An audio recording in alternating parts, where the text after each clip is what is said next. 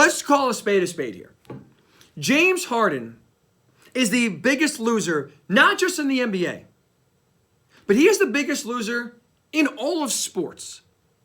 This is a guy who continues to demonstrate time and time and time again how he points the finger at everyone else but himself. He blames his own struggles constantly on others, not him. Teammates, coaches, organizations, you name it, James Harden has thrown blame at someone, at everyone, but himself. And I don't know about you, but for me, that's one of the most cowardly things really anyone could do, but really a high-level athlete could do, is trying to pin your failures as a reasoning from, as a doing, I should say, by somebody else. Geez, I missed 3 of 15 shots today against the Celtics, but it wasn't my fault. It wasn't my fault. Doc Rivers sucks as a coach. This organization stinks. Daryl Morey lost my trust. Not my fault, guys. Not me. I'm just a victim here. I'm unfortunately getting taken down by another team in which I truly wanted to stay and figure it out, and they just ruined it for me. James Harden's been the king of pointing the finger everywhere, but where it's right important, at him. And so if you're the Clippers, if you're any team that Harden wants to go to and or interested in bringing this clown on, Godspeed. There is not one team in the NBA, 1 out of 30, not one, that could sit here honestly and say, we need James Harden on our team. He does not contribute to winning. He's not good in the locker room. He does literally 0 teams any good. And he showed that again today in the latest example of numerous examples as to why he's a loser, a coward, a victim.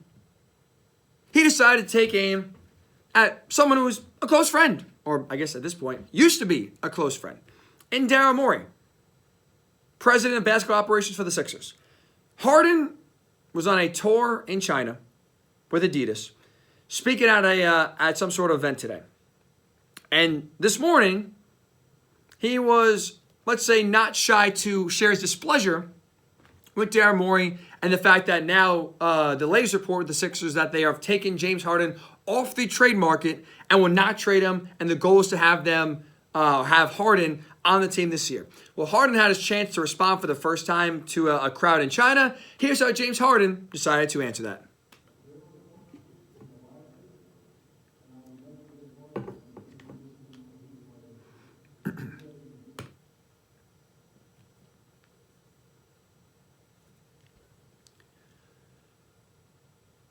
Daryl Morey is a liar, and I never will play for an organization he is a part of again. Said it not once, but twice, for emphasis, in case anyone missed it the first time. What a joke. Here's the thing. He threw out the word liar. Let's use that word here, because I think someone is lying.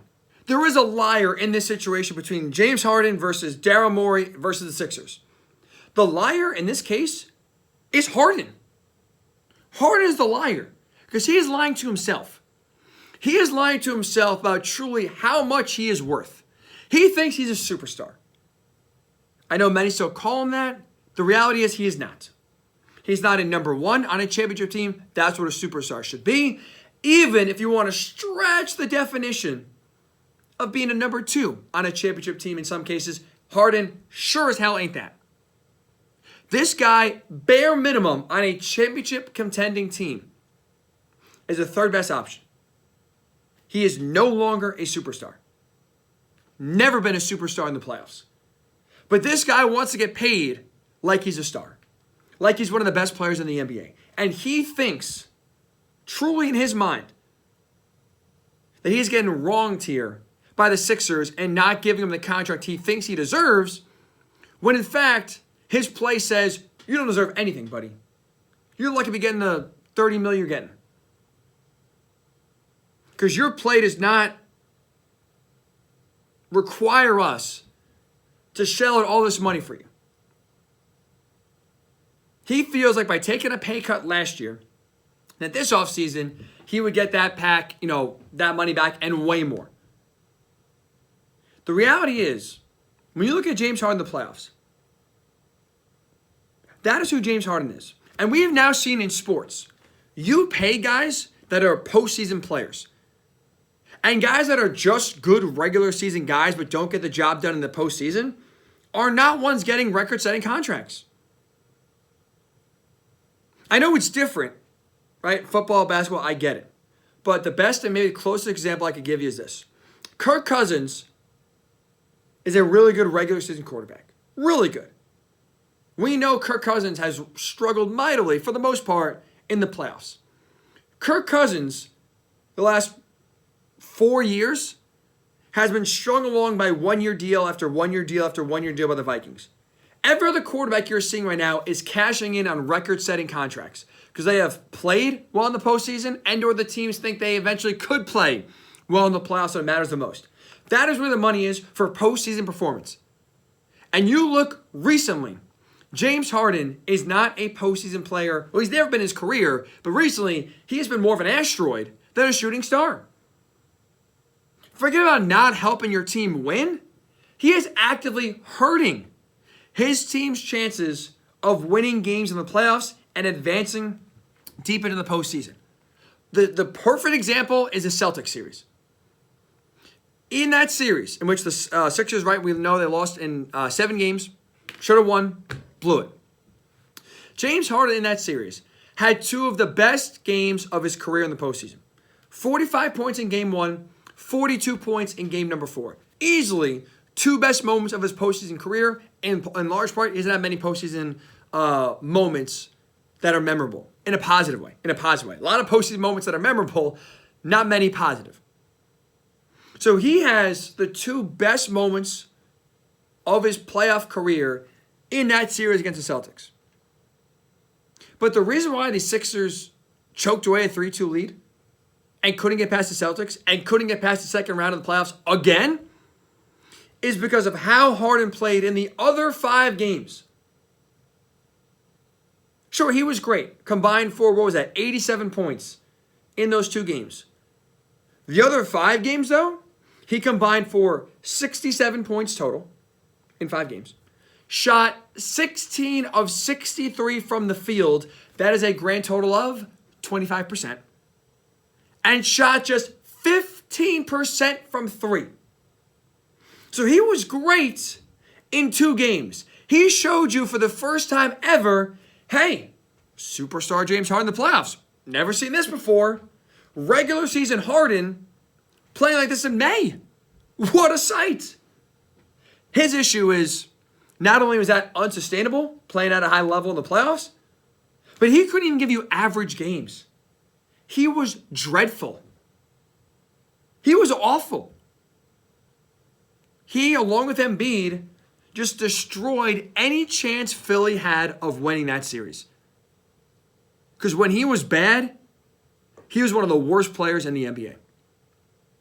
And so if you just are Daryl Morey, and even if you made a promise to Harden last year of, hey, you know what, you take this pay cut, I'll reward you next year, I got you, buddy, like, IOU sort of thing, and you watch how that series went, the yo-yo of great, oh, that was bad, okay, he's back, game 4, okay, here we go, to bad, the last 3 games, lose out on a series that was winnable. Are you running to the table to now all of a sudden give James Harden a massive deal? If you are, you should be fired. You absolutely should be fired. Harden is not worth the money he's asking for. And again, the only person that is a liar here is himself. Because he's lying to himself, believing, I am worth a big deal. I am so important to a championship-winning team. I am still needed by a championship-winning team. That ain't the case. Sixers don't need him. I would argue they're better off without him. Clippers don't need him to win a championship. No team in the NBA needs James Harden on their team. Because you see how James Harden plays in the postseason along with his attitude. That's not anything you want on your team. Again, just put, specifics aside for a second. This is a guy doing something we've never seen before in the sense that he is on the record repeating, just in case anyone misheard him or did not think they heard what he said, calling the president of basketball operations a liar and promising to never play for any organization that hires him again. We've never seen that. And this is not exactly out of character for James Harden. He tanked his way out of Houston, forced his way out of Brooklyn, and now is doing maybe a different playbook. He's running different plays, but overall the same philosophy of doing the same thing again here in Philly. Fool me once, shame on you. Fool me twice, shame on me. We're sitting here, if you get shamed a fourth time, or fooled, I should say, a fourth time, if you're a team that's going to give James Harden another chance, after how the first three, or the last three teams, how those tenures ended, along with how he played in the postseason, I got nothing for you. You are the most incompetent franchise in the NBA. But this is why James Harden is a loser. It's because he is pinning his own failures in the playoffs on someone else. He is trying to make Daryl Morey and paint Daryl Morey to be the bad guy, because Daryl Morey is going back on a promise, alleged promise, of not giving James Harden the big contract he thought he was getting this year, and feels quote-unquote disrespected by how they have gone about the free agency period, and telling Harden basically, hey, you want to test free agency? Go for it. We're not giving you an offer until we see what the market says. A.K.A. we're not overpaying for you because your price is way too high and you ain't worth it. Harden is taking that, instead of looking inward, instead of realizing, maybe they're right. Maybe I'm not worth the money I think I am. Maybe I got to go prove it in the playoffs with a consistent performance. Maybe, here's a crazy thought. You ready for this? Maybe I should do a little less partying at age 33. Start taking care of my body a little bit more. Maybe start training a little extra to make sure not only I am in good shape come regular season time, but my body's not breaking down and getting exhausted come postseason time. Maybe I'll do a little less partying, a little more training, and I will put myself in the best position to succeed this upcoming year and then go to free agency and make my money there. Instead, he's crying about, Daryl Morey lied to me. He's a liar. I'm never going to be with him again. It's not me. Oh, woe is me. Woe is me. Why does this keep happening to me? I'm a good guy. Rockets screwed me. Nets screwed me. Sixers are now currently screwing me. Harden's tried that. And each time, not only is he wrong, but only just drives the wedge further and further as to why no one should bring this guy on their team. He's a loser and he's a coward because he's pointing the finger at everyone else but himself for his own failures. Daryl Morey is on the court blocking three-point shots from James Harden. Daryl Morey is not asking James Harden to do something he's not capable of doing. He's asking him to be a compliment to the MVP of the league. And in 5 out of 7 games against the Celtics, you have your second best player shooting 15% from 3, 25% from the floor. And yet Harden still does not see how that is not worth big-time money. He's delusional. He's a loser. He's a coward. And absolutely does not deserve the money. Daryl Morey is right here in by holding firm and not giving Harden the contract he thinks, incorrectly by the way, he deserves.